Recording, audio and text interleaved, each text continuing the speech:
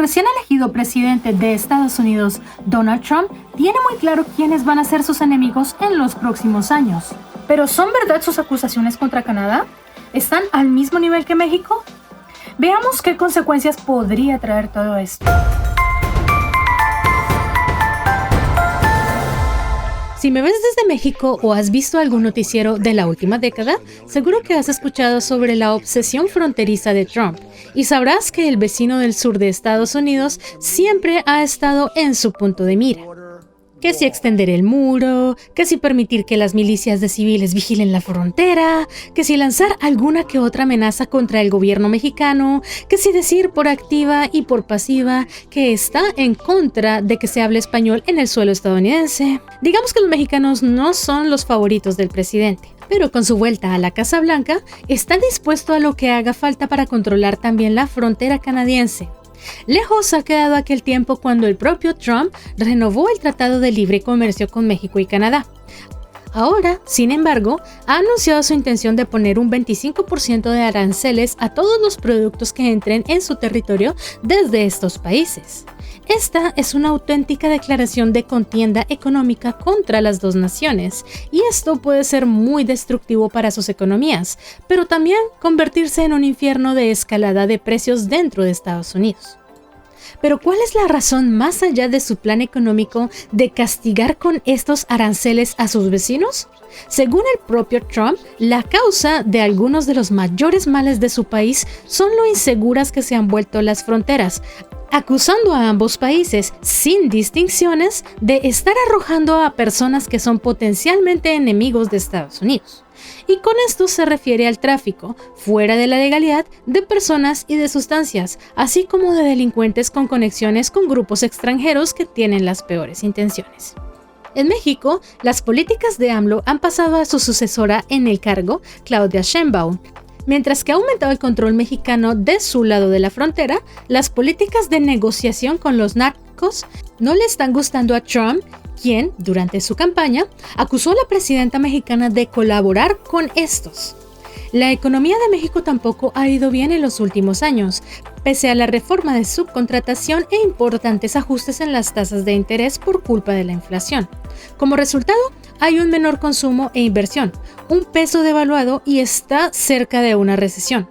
Trump sabe que ahora México es más débil como socio comercial y va a aprovecharse de esto. Por otra parte, en los últimos años, Canadá ha experimentado un boom poblacional. Esto es debido a las políticas muy expansivas en inmigración del gobierno liberal de Justin Trudeau. La razón detrás de estas políticas era reactivar la economía pospandémica, ya que muchos canadienses preferían cobrar las ayudas gubernamentales o aspirar a mejores puestos de trabajo, que ocupar de nuevo trabajos de bajos salarios. Así que era relativamente sencillo entrar en el país a trabajar, aunque no tanto conseguir la residencia permanente. En cuanto a la inmigración regular de trabajadores cualificados con intención de quedarse permanentemente, el sistema no tuvo problema. Pero agencias de la India abusaron del sistema con los programas para estudiantes internacionales, desbordando Toronto de inmigrantes de este país asiático. También había una gran facilidad de entrar como turista y conseguir un permiso temporal de trabajo, lo que produjo un efecto llamada que terminó dejando a muchos visitantes en situación irregular al acabarse sus contratos y visas de turista. Y la gota que colmó el vaso fue la generosa política de recepción de refugiados, desde haitianos hasta palestinos, a quienes se mantienen con ayudas públicas. Aparte del impacto migratorio, la inflación global, la burbuja inmobiliaria y la incapacidad para atraer más inversiones han hecho de Canadá un país más caro y menos interesante para vivir. Tras las demandas de la oposición y de la sociedad canadiense, también ahora del próximo gobierno de Estados Unidos, el gobierno de Canadá ha pisado el freno y se han suspendido o recortado muchos programas de inmigración.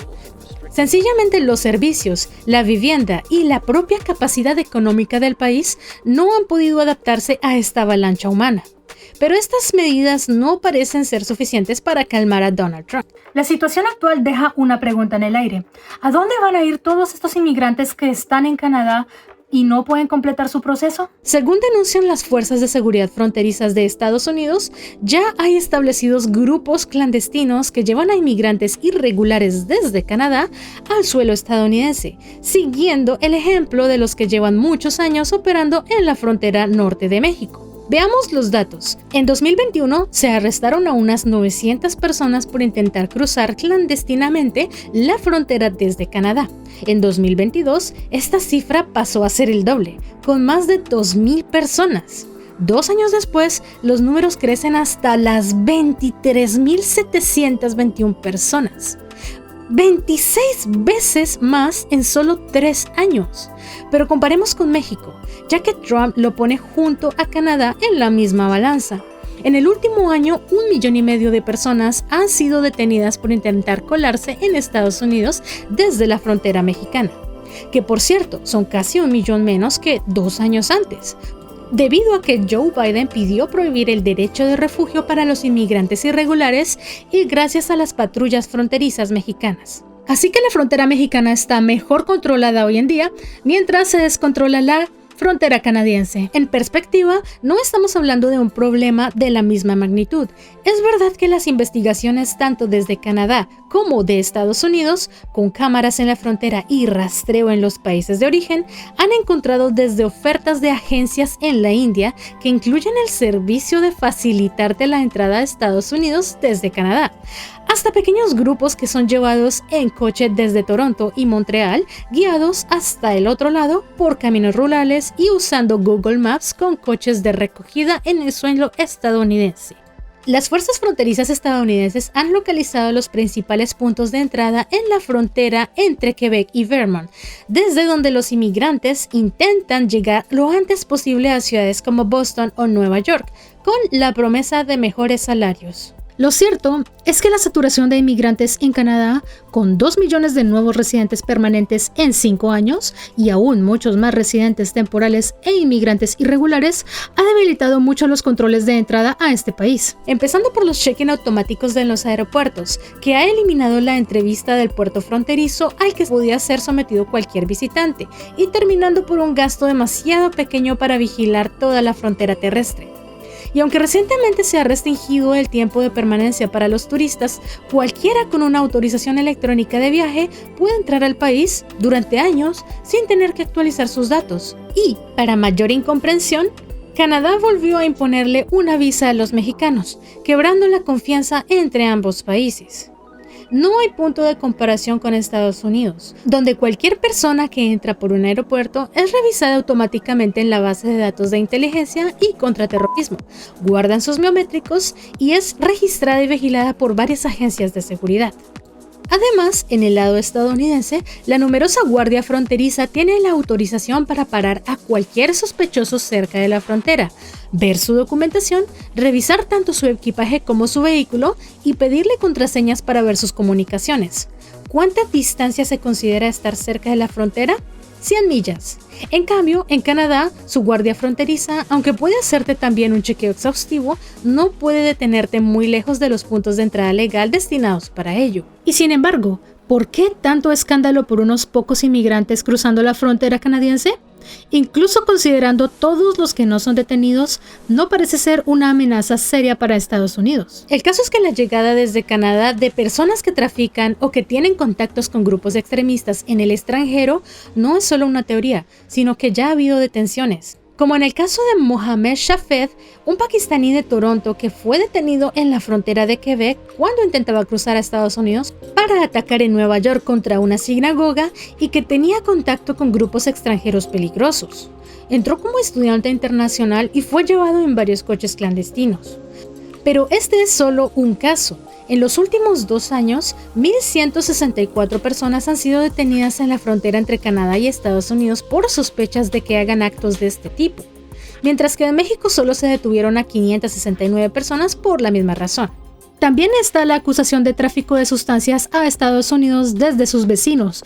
¿Pero de qué cantidades estamos hablando? En el caso de Canadá, entre las 5 principales sustancias requisadas en la frontera no alcanzan las 10,000 libras, mientras que en la frontera mexicana se requisan 28 veces más, siendo el principal foco de entrada con muchísima diferencia. Entonces, así están las cosas. Hay un problema con la frontera norte de Estados Unidos. No es de la misma magnitud que en la frontera sur, pero sigue siendo potencialmente peligroso. Trump quiere castigar a México pese a que ha hecho avances en la seguridad de su frontera y a Canadá porque su tendencia va a lo contrario. ¿Y tú qué opinas? ¿Crees que estos aranceles son injustos o que se utilizarán para hacer más segura la frontera? ¿Cuál es la respuesta que deberían dar los canadienses y mexicanos? Espero que este video haya sido de tu interés. Si quieres apoyar al canal, te invito a que te suscribas al canal y participes en él. Yo soy Kip Kipi, te mando un saludo y au revoir.